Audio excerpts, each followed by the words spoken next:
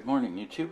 I've been in the process of testing these 3 battery modules that were left over when I converted the 2 4S packs over to a single 7S pack. This is used laptop cells, and this was put into service about 30 months ago. So this was the original capacity, 32.8 amp hours. So now the tested capacity is 29.3 amp hours. So I've lost about 3.5 amp hours. So if you figure that percentage wise, this loss is about 0.4% per month. And then this one here, B16, these were the new BAK cells. They're about 2200 milliamp hours full capacity.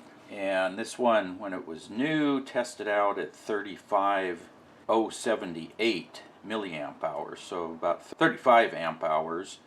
And testing now is about 32369, so I've lost about 2700 milliamp hours, and again that's about 0.4% per month. Now this one I just tested overnight. This is B08, so this was the first of the BAK cells that I put into service. I think this one's been about 25 or 26 months, and when I tested it this morning it had dropped to 29,532, which is about a 20% drop, where these two were closer to 10%. So I figured there might be something wrong here.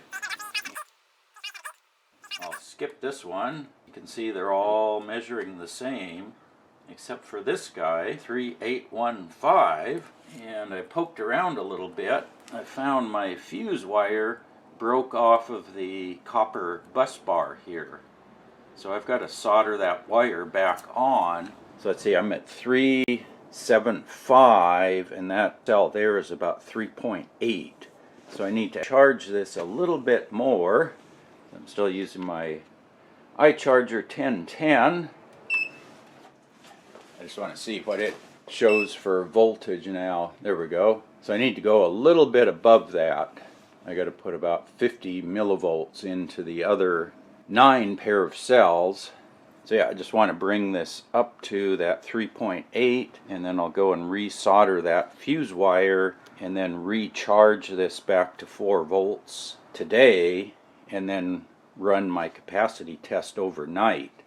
I have the iCharger hooked up to my 12-volt lead acid battery bank, so all the discharge power goes into the lead acid batteries and powers my DC loads overnight. This puts between 0.5 and 1 amp back into the lead acid battery bank overnight, and it takes me about 10 or 11 hours to do the discharge test, so that works out perfect. Okay, I think we caught the charge just about right here.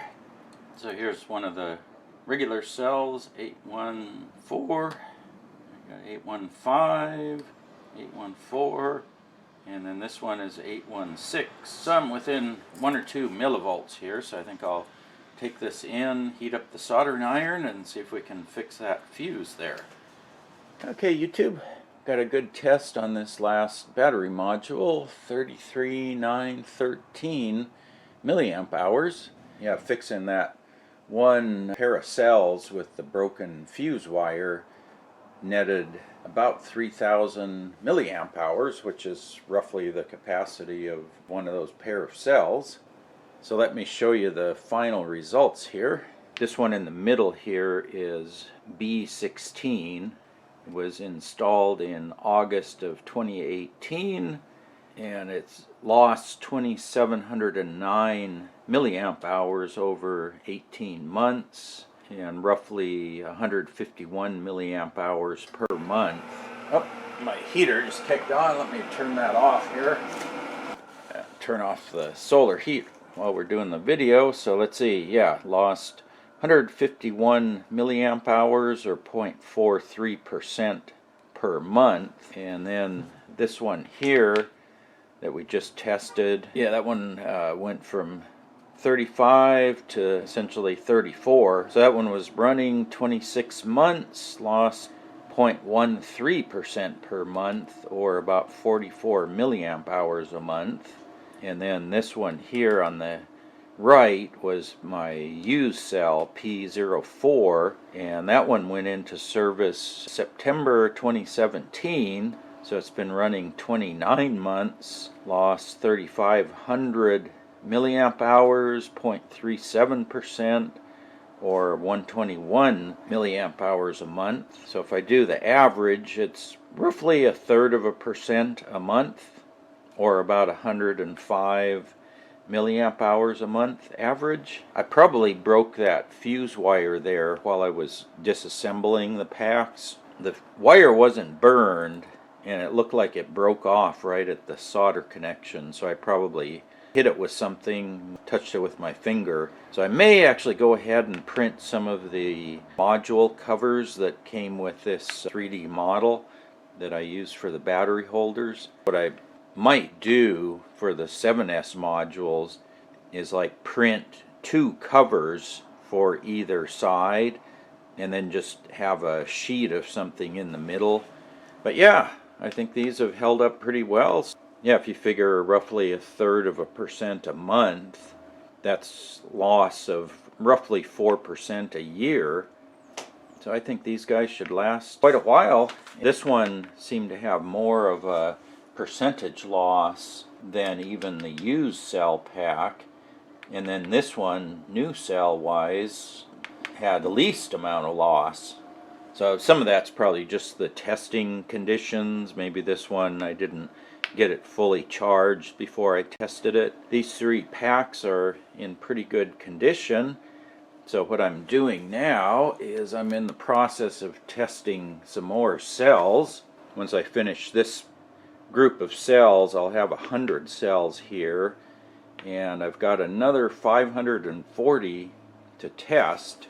So I think what I'll do with these cells is I'll make some packs that match the capacities of the other modules that I already have, because I've got basically 7 more modules. The problem is they're all in different capacities. So I have 4 of these guys that are unused, which are like 35 amp hour.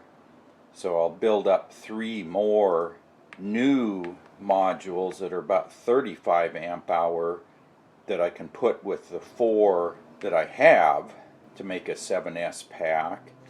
And then this one here is like 34 amp hours. So I'll probably try to build 6 more 34 amp hour modules to go along with this one. And then let's see, this guy here is in the 32 range. The other 2 used cells modules I have are also in the 32 range. So I could put this one plus the 2 of these that haven't been used along with 4 more to make another pack. And then this one is in the 29 to 30 range. So I need to come up with a strategy to try to incorporate all of these various capacities into battery modules. I guess I need to wait until I get all 320 pairs of these cells tested and then see what kind of spread of capacities I have, and then see if I can somehow figure out how to incorporate these used packs along with some new ones that I build, because you can't really predict what you're going to get until you do all the testing. But yeah, I got to get back to testing these now that I have the bigger modules checked out. So, yeah, so if you have any questions on those test results, go ahead and post up in the comment section below. And if you've been using any lithium batteries and have any capacity test information over time, if you've made videos or collected any of that sort of data, feel free to post up in the comment section. And as always, thanks for watching.